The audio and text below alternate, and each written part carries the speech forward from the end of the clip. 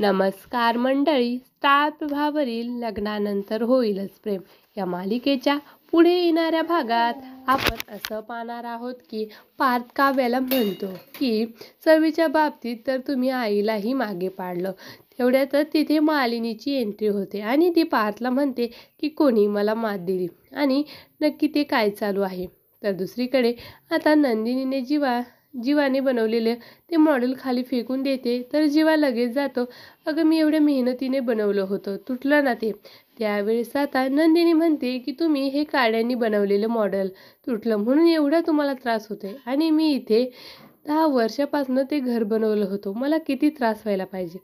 आज फक्त तुमच्या एका चुकीमुळे माझ्या 10 वर्षांच्या स्वप्नात मातीत मिळालं आहे. त्यावेळेस मात्र जीवाकडे बोलायला एकही शब्द नसतो. तर इकडे मालिनी काव्याला म्हणत असते की अगं तुला जराही लाज वाटत नाही का. त्यावर काव्या ही प्रतिउत्तर देत म्हणते की आई, म्हणून तुम्ही जे काही करताय ते शोभतं का तुम्हाला.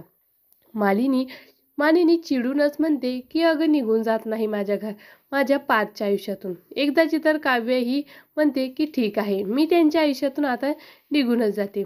असं म्हणत काव्या तिचं सगळं सामान पॅक करते आणि तिथून निघून जात असते.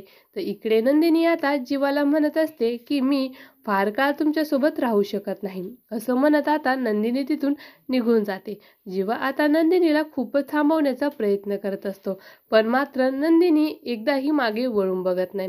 खरंच तर या प्रकरणात जीवा आता खूपच अडकला आहे. पुढे येणाऱ्या भागामध्ये काव्या आणि नंदिनी पार्थ जीवाला सोडून जाणार का हे पाहणे खूपच रंजक ठरणार आहे. लग्नानंतर होईलच प्रेम या मालिकेचे असेच नवनवीन अपडेट पाहण्यासाठी आपल्या चॅनलला लाईक करा, शेअर करा आणि सबस्क्राईब करायला विसरू नका. धन्यवाद.